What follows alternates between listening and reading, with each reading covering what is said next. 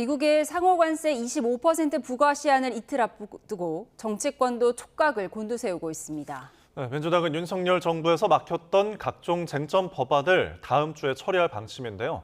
국민의힘은 필리버스터를 통해 총력 저지하기로 했습니다. 국회 연결합니다. 김다은 기자. 네, 국회입니다. 네, 미국이 제시한 협상 시한 정말 얼마 남지 않았는데요. 여야 분위기 어떻습니까? 네, 더불어민주당은 정부의 관세 협상을 뒷받침하기 위해 물밑에서 총력 대응하겠다는 뜻이 확고합니다. 농해수위 위원들이 주축이 된 민주당 전국 농어민위원회는 오늘 미국 대사관 앞에서 기자회견을 열고 트럼프 행정부는 대한민국 농어민의 희생을 강요하지 말라고 목소리를 높였습니다. 미국의 농축산물 시장 개방 압력에 농민의 불안감이 극에 달했다면서 이런 통상 압력은 동맹이 할 짓이 아니라고 강도 높게 비판했습니다.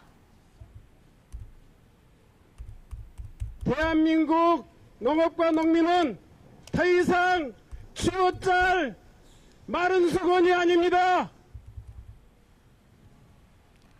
협상 시한이 이틀밖에 남지 않은 만큼 지도부에서도 우려와 답답함이 섞인 목소리가 나오고 있습니다. 민주당 원내 핵심 관계자는 YTN과 통화에서 정부의 협상력을 키우는 전략으로 가는 수밖에 없다고 말했는데요.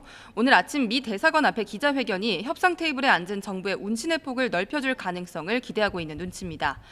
국민의힘은 발언 수위를 연일 높이고 있습니다. 국회 외교통일위원회 야당 간사 김건 의원은 일본과 유럽연합보다 협상력이 부족해서 너무 짧은 시간 안에 무언가를 해야 하는 벼랑 끝에 몰린 상황이다 이렇게 평가했습니다. 송원석 비상대책위원장도 쌀이나 30개월 이상 소고기 수입 문제 등이 논란이 될 수 있다면서 특히 일본과 EU처럼 관세 15%를 마지노선으로 제시했습니다. 우리도 15%를 지키지 못한다면 그 협상이 굉장히 잘못된 협상 결과라고 국민들께서 받아들일 가능성이 많습니다. 네, 민주당에서는 쟁점 법안 처리에 속도를 내고 있죠.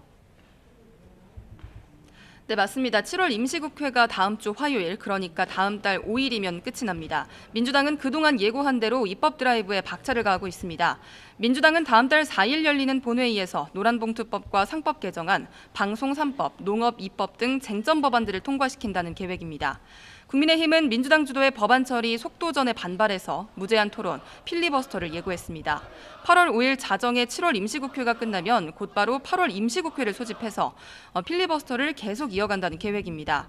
쉬는 기간 없이 국회를 열어 거대 여당의 입법 독재를 알려야 한다는 건데 사실 속내는 3대 특검 수사를 대비하고 다음 달 22일인 전당대회 일정까지 염두에 둔 것으로 풀이됩니다.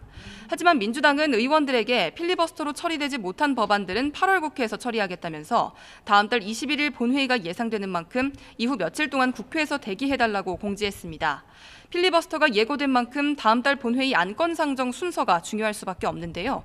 민주당은 상황에 따라 대처하겠다며 국민의힘이 더 이상 국정 발목 잡기를 하지 않길 바란다고 경고했습니다.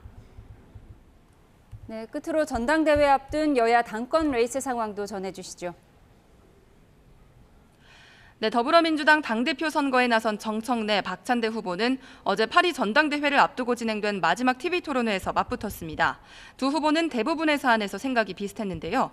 특히 조국 전 조국혁신당 대표의 사면에 대해서는 대통령의 고유한 권한이라면서 말을 아꼈습니다. 남북관계 방향에 대해서도 평화가 경제이고 민생이라면서 10월 말 열리는 APEC 정상회의에 김정은 북한 국무위원장을 초청할 필요가 있다고 강조했습니다. 국민의힘 차기 당대표 선출을 위한 전당대회도 오늘 후보 등록을 시작으로 닻을 올렸습니다. 지금까지 당대표 출마 의사를 밝힌 건 김문수 전 고용노동부 장관과 조경태, 안철수, 장동혁, 주진우 의원, 또 장성민, 양향자 전 의원 등입니다. 찬탄, 반탄파의 대결 구도를 중심으로 인적 쇄신과 전환길씨 입당, 또 신천지 논란 등 다양한 사안이 꼬여 있습니다. 지금까지 국회에서 전해드렸습니다.